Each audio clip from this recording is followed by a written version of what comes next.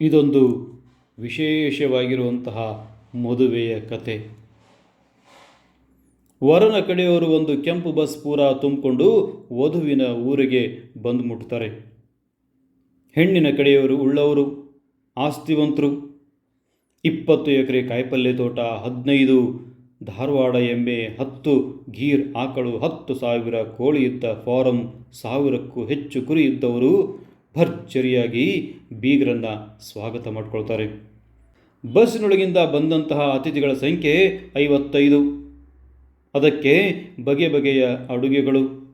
55 ಜನರಿಗೆ ಅಸಲಿ ಜವಾರಿ ತುಪ್ಪದಾಗ ಮಾಡಿಸಿದಂತಹ 55 ನಮೂನೆಯ ಸ್ವೀಟುಗಳು, ಶುದ್ಧ ಹಾಲಿನಲ್ಲಿ ಕುದಿಸಿದಂತಹ ಚಹಾ, ಕಾಫಿ, ಬಾಯಿ ಚಪ್ಪಿಸೋದಕ್ಕೆ ಗೋಡಂಬಿ, ಬಾದಾಮಿ, ಪಿಸ್ತಾ.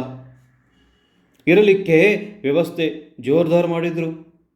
ಇಬ್ಬಿಬ್ಬರಿಗೂ ಒಂದು ಕೋಣೆ, ಗಾದಿ ಹಾಕಿ ಮೆತ್ತನೆಯ ತಲೆದಿಂಬು ಹೊದ್ಕೊಳ್ಳೋದಕ್ಕೆ ಜೈಪುರ ರಗ್ಗು ಕೂಡ ಇಟ್ಟಿದ್ರು.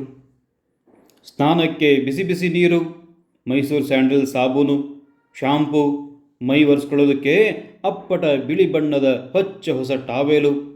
ಚಾಕು ಚಕ್ಯತೆ ಎಷ್ಟು ಇತ್ತು ಅಂದರೆ ಎಲ್ಲೆಲ್ಲೂ ಸ್ವಚ್ಛತೆ, ಸುವಾಸನೆಯ ಮತ್ತು ಸೌಂದರ್ಯಭರಿತವಾದಂತಹ ವಾತಾವರಣವಿತ್ತು. ಭರ್ಜರಿ ಭೋಜನ ಮಾಡಿ ರಾತ್ರಿ ಇಡೀ ತಂಪು ನಿದ್ದೆ ಮಾಡಿದ ಬೀಗರು ಮರುದಿನ ವಿಜೃಂಭಣೆಯಿಂದ ಆದ ಮದುವೆಯೊಳಗೆ ತಿಂದು ತೇಗಿದ್ರು. ಈಗಲೂ ಭರ್ಜರಿ ವ್ಯವಸ್ಥೆ, ಊಟ ಉಪಚಾರ ಬಲು ಜೋರಾಗಿತ್ತು. ಮದುವೆ ಮುಗಿಸಿಕೊಂಡು ಮರಳುತ್ತಿದ್ದಂತಹ ಪ್ರತಿಯೊಬ್ಬ ಅತಿಥಿಗೆ ಉಡುಗೊರೆ ಅಂತ ಒಂದು ಬೆಳ್ಳಿ ಲೋಟ ಮತ್ತು ಆ ಊರಿನ ವೈಶಿಷ್ಟ್ಯ ಇದ್ದ ದಾಳಂಬ್ರಿ ಹಣ್ಣಿನ ಒಂದು ಬಾಕ್ಸ್ ಕೊಟ್ಟು ಕೃತಾರ್ಥರಾದರೂ ವಧುವಿನ ಕಡೆಯವರು. ಇಷ್ಟೆಲ್ಲ ಅನುಭವಿಸಿ ಆನಂದಿಸಿ ನವವಧುವನ್ನು ಕರೆದುಕೊಂಡು ತಮ್ಮ ಊರಿಗೆ ಮರಳಿದ ದಿಬ್ಬಣ ಕೋರರ ಮರುದಿನದ ಪ್ರತಿಕ್ರಿಯೆ ಯಾವ ರೀತಿಯಾಗಿತ್ತು ಅನ್ನೋದನ್ನು ಕೇಳಿದರೆ ಆಶ್ಚರ್ಯವಾಗುತ್ತೆ ಬಂಧುಗಳೇ. ಇದು ಈ ದಿವಸ ನಡೀತಾ ಇರುವಂತಹ ವಿಷಯವಾಗಿದೆ. ಆ ದಿಬ್ಬಣಕೋರರು ಹೇಳ್ತಾರೆ, ಬೀಗರು ನಮ್ಮನ್ನು ಅವಮಾನ ಮಾಡಕ್ಕಂತಲೇ ಈ ವ್ಯವಸ್ಥೆ ಮಾಡಿದ್ರು. ಅಲ್ಲ, ಎಲ್ಲ ತುಪ್ಪದಾಗ ಮಾಡ್ಯಾರ, ನಾವೇನು ತುಪ್ಪ ನೋಡಿಲ್ಲ ಅಂತ ತಿಳ್ಕೊಂಡಾರ ಹೆಂಗೆ?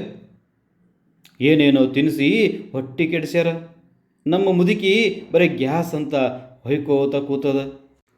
ಅಲ್ಲ, ಅಷ್ಟೊಂದು ಸಾಬೂನು ಶಾಂಪೂ ಯಾಕೆ ಕೊಟ್ಟರು? ನಾವೇನು ಅಷ್ಟು ಹೊಲಸು ಅದೀವಿ ಅಂತ ತಿಳ್ಕೊಂಡಾರ ಹೆಂಗೆ ಅವರು? ಮಲಗು ರೂಮ್ನಾಗ ಗಾದಿ ಹಾಕಿದ್ರು. ನನ್ನ ಬೆನ್ನು ನೋಯಿಸ್ಬೇಕು ಅಂತ ಬೇಕಂತಲೇ ಗಾದಿ ಹಾಕ್ಯಾರ. ಇಬ್ಬಿಬ್ಬರಿಗೆ ಒಂದು ರೂಮ್ ಕೊಟ್ಟಾರ. ರಾತ್ರಿ ನಮ್ಮೊಳಗೆ ಮಾತನಾಡೋಕೆ ಆಗಲೇ ಇಲ್ಲ. ಅರ್ಧ ರಾತ್ರಿಯಾಗ ಬೇರೆ ಬೇರೆ ರೂಮ್ ಅಡ್ಡಾಡಿ ಮಾತಾಡೋದು ಆಯ್ತು ನಮ್ಮ ಗತಿ. ಹಾಲ್ನಾಗ ಚಹಾ ಮಾಡ್ಯಾರ, ಕಾಫಿ ಮಾಡ್ಯಾರ. ಅದಕ್ಕೇನು ಕರೆ ಚಹಾದ ರುಚಿ ಬರ್ತೈತಿ? ಬರೀ ಹಾಲು ಕುಡ್ದಂಗಾತು. ಬಿಳಿ ಟಾವೆಲ್ ಕೊಟ್ಟಾರಪ್ಪ, ಅವು ಮೆತ್ತಗಿನ ಅರಬಿದು. ಬೆನ್ನು ಒರ್ಸಕ್ಕೆ ಬಿರುಸ್ ಟಾವೆಲ್ ಬೇಕಂತ ಅವ್ರಿಗೇನು ಗೊತ್ತಿಲ್ಲ? ತಮ್ಮ ರೊಕ್ಕದ ದಿಮಾಕು ತೋರ್ಸಕ್ಕೆ ಹೀಗೆಲ್ಲ ಮಾಡ್ಯಾರವರು. ಬೆಳ್ಳಿ ಲೋಟ ತಗೊಂಡು ನಾವೇನು ಮಾಡಬೇಕು? ಚಂದದ ಹಂಗೆ ಒಂದು ಶರ್ಟ್ ಪೀಸು, ಒಂದು ಟೊಪ್ಪಿಗೆ ಕೊಟ್ಟಿದ್ರೆ ಚಲೋ ಇರ್ತಿತ್ತು. ಆ ದಾಳಂಬ್ರಿ ಹಣ್ಣಿನ ಕಲಿ ನನ್ನ ಹೆಂಡತಿ ಸೀರೆಗೆ ಹತ್ತೈತಿ. ಇವರಪ್ಪ ತುಂಬಿಕೊಡ್ತಾನೇನು? 250 ರೂಪಾಯಿ ಸೀರೆ ಅದು. ಅಲ್ಲ, ಇಷ್ಟು ಖರ್ಚು ಮಾಡ್ಯಾರಂದ್ರೆ ಹುಡುಗಿದು ಏನು ಲಫಡ ಇತ್ತೋ ಏನೋ? ನನಗಂತೂ ಆಕಿ ಮ್ಯಾಲ್ಗಣ್ಣು ಅಂತ ಸಂಶಯ ಐತಿ ಅಂತ ಹೀಗೆಲ್ಲ ಮಾತಾಡಿಕೊಂಡ್ರು. ಬಂಧುಗಳೇ, ಈ ಕಥೆಯ ಈ ಅನುಭವದ ತಾತ್ಪರ್ಯ ಇಷ್ಟೇ. ನೀವು ಯಾರಿಗೆ ಏನು ಬೇಕಾದ್ದು ಒಳ್ಳೆಯದನ್ನು ಮಾಡ್ರಿ. ನಿಮ್ಮನ್ನು ಬೈಯುವವರು ಎಲ್ಲ ಕಡೆಗೂ ಸಿಗ್ತಾರ, ಬೈಯುವವರು ಬೈದೇ ಬೈತಾರೆ. ಅದಕ್ಕೆ ನಿಮಗೆ ಯಾವಾಗ ಏನು ಬೇಕೋ ಅದನ್ನು ಮಾಡಿರಿ. ಮಂದಿ ಏನಂದಾರು ಅಂತ ಯೋಚನೆ ಮಾಡಬೇಡ್ರಿ.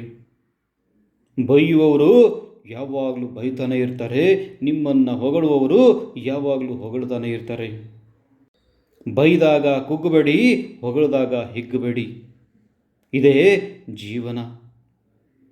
ಬಂಧುಗಳೇ, ನೀವು ಯಾರ ಮದುವೆಗಾದರೂ ಹೋದರೆ ಅವರನ್ನು ಆಶೀರ್ವದಿಸಿ. ಅಲ್ಲಿ ವ್ಯವಸ್ಥೆ ಮಾಡಿರೋದಕ್ಕೆ ಹೊಗಳದೇ ಇದ್ದರೂ ಪರವಾಗಿಲ್ಲ, ತೆಗಳಿ ಬರಬೇಡಿ. ಹೆಣ್ಣನ್ನು ಹೆತ್ತು ಹೊತ್ತು ಸಾಕಿ ಮದುವೆ ಮಾಡಿಕೊಡ್ತಾ ಇರುವಂತಹ ಆ ತಂದೆ ತಾಯಿಯ ಪರಿಸ್ಥಿತಿ ಎಂಥದ್ದು ಅನ್ನೋದು ಯಾರಿಗೂ ಕೂಡ ಗೊತ್ತಿರೋದಿಲ್ಲ. ಅದೆಷ್ಟು ಸಾಲ ಸೂಲ ಮಾಡಿ ಆ ಮಗಳ ಮದುವೆಯನ್ನು ವಿಜೃಂಭಣೆಯಿಂದ ಮಾಡ್ತಾ ಇರ್ತಾನೋ ಆ ತಂದೆ ತಾಯಿ. ಆಶೀರ್ವದಿಸಿ, ಮನಪೂರ್ವಕವಾಗಿ ಆಶೀರ್ವದಿಸಿ ಬನ್ನಿ ಸಾಕು. ಬಂಧುಗಳೇ, ಈ ಗುರುಸೇವಕನ ಯೂಟ್ಯೂಬ್ ಚಾನಲನ್ನು ಈವರೆಗೂ ಸಬ್ಸ್ಕ್ರೈಬ್ ಮಾಡ್ಕೊಂಡಿಲ್ಲ ಅಂದರೆ ಕೂಡಲೇ ಸಬ್ಸ್ಕ್ರೈಬ್ ಮಾಡ್ಕೊಳ್ಳಿ. ಈ ವಿಡಿಯೋ ನಿಮಗೆ ಇಷ್ಟ ಆದರೆ ಲೈಕ್ ಮಾಡಿ, ಕಮೆಂಟ್ ಮಾಡಿ ಮತ್ತು ತಪ್ಪದೇ ಇತರರಿಗೂ ಶೇರ್ ಮಾಡಿ. ಸದಾ ಸಕಾರಾತ್ಮಕವಾಗಿ ಯೋಚನೆಯನ್ನು ಮಾಡಿ.